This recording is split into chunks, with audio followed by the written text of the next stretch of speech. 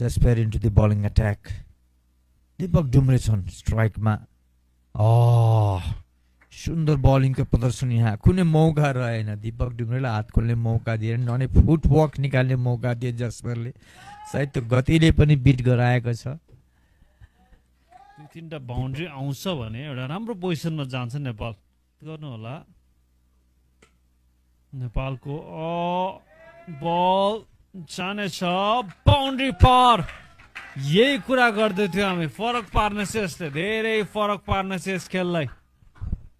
र निकै राम्रो शट. सुन्दर शट. पहिलो बलमा त बिट भएका थिए त्यो गतिबाट. तर दोस्रो बलमा हेर्नु आफूलाई गजबसँगले एडजस्टमेन्टमा राखे. एडजस्ट गराएर 4 रन प्रहार गर्दै हेर्नुहोस्. रुम पनि क्रिएट गरे त्यहाँ आफूलाई. केही आफूलाई लेग साइडतर्फ आफूलाई ड्र्याग गरे र अफ साइडतर्फ सट प्रहार गरे. सुन्दर सट. निकै राम्रो. र अस्ति जुन नेपाल र ओमान बिचको खेलमा आरिफ शेखको त्यो 3टा छक्का त्यसले कति फरक पारेको त्यो खेलमा. धेरै फरक पर्छ. खेमियो नोक तल आएर र दीपक डुम्रेले एउटा चौका. राशिद खानले 14 रन बनाइसकेका छन्. एक रन अब यस्तै नेपालको बलरलाई कति रन तपाईँ दिनुहुन्छ त्यति सहज हुनेछ. डाउन द ट्र्याक फेरि पनि खेलेका छन् र बल जानेछ सीमा रेखा बाहिर. 4 रनको लागि back to back boundaries coming from the bat of Dumre. Well execution by Deepak Dumre. हेर्नुहोस् विराट चाहिने बेलामा उनको ब्याटबाट बाउन्ड्रिज प्रहार भइरहेको छ. डाउन द ट्र्याक बिरलै हामी देख्न सक्छौँ कुनै ब्याटर्सहरू डाउन द ट्र्याक आउँछन् र सर्ट प्रहार गर्छन्. एकदमै सही सोच. र क्यापमा खेल्न सफल.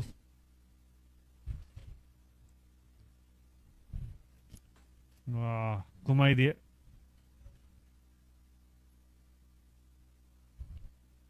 लगातार 2 चौका. फिल्डिङ टिम पुरा दबावमा र 260 पार गरिसक्यो. यसको 270 के यहाँबाट पार गर्न सक्छ नेपालले. त्यो भएमा अझ उत्कृष्ट हुनेछ बलरको लागि. केही दबाव गर्नको लागि यदि सुरुवातमा नेपालले विकेट प्राप्त गर्छ भने नेपालले अझ अतिरिक्त दबाव रहनेछ. राम्रो पोजिसनमा छ नेपालले. केही समय अगाडि लागिरहेको थियो कि लगातारको विकेट गुम्दा 250 परको कुरा हो. तर यहाँनिर राम्रो कमब्याक.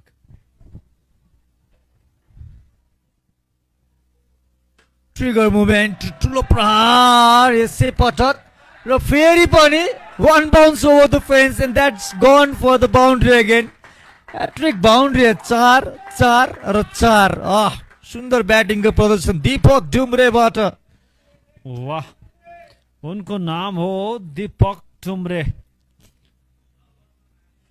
निकै राम्रो सट यो. हेर्नुहोस् तयार थियो उनी. कटर थियो त्यसमाथि पनि वाइड यर्कट किसिमको बल थियो. तैपनि पछाडि पुरै बडी वेटलाई कसरी पछाडि लिएर गयो हेर्नुहोस् त्यहाँ. र बटम ह्यान्ड प्रयोग गर्दै फिल्डर माथि राखेका थिए. चौका. लगातार 3 चौका. दीपक डुम्रे. यही कुरो जोडिरहेको थियो. यहाँ परीक्षाको घडी पनि रहनेछ दीपक डुम्रेलाई. यो खालको अवस्थामा आएर सिचुएसनमा आएर कसरी आफूलाई प्रस्तुत गर्ने छैन. प्रस्तुत गजब तरिकाले गरिरहेको छन्. यहाँ चाहिँ पहिलो बलमा बिट त खाए ठिक छ. त्यस पश्चात निरन्तर रूपमा 3टा बाउन्ड्रिज उनको ब्याटबाट.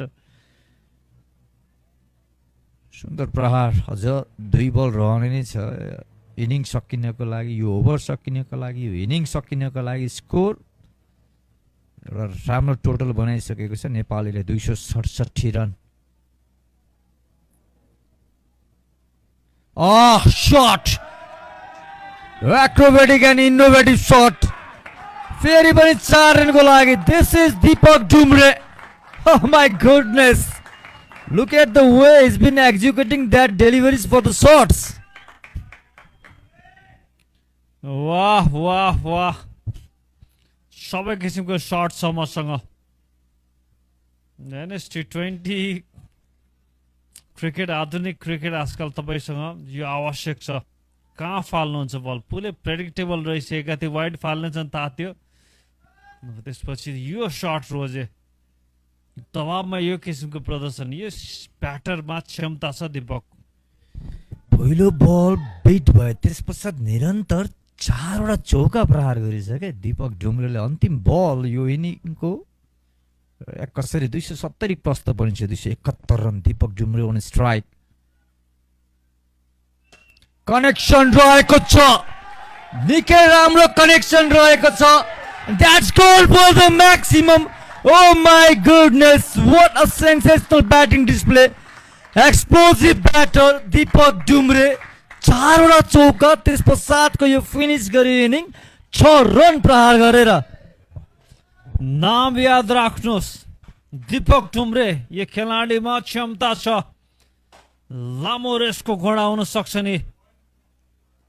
यसपटक पनि पछाडि नै बसेर बटम ह्यान्ड युज गर्दै छक्का। अझ राम्रो, अझ उत्कृष्ट, अझ टाढा। इनिङ्सको समाप्ति। नेपाल राम्रो पोजिसनमा, राम्रो यो फल तयार गरेको छ। त्यसको श्रेय जान्छ दीपक डुम्रेको यो केमियो नक। आक्रामक इनिङ्स। सायद स्कटल्यान्डले सोचेको थिएन यो किसिमको आउला अन्तिममा। राम्रो स्कोर बनाउन सफल नेपालले।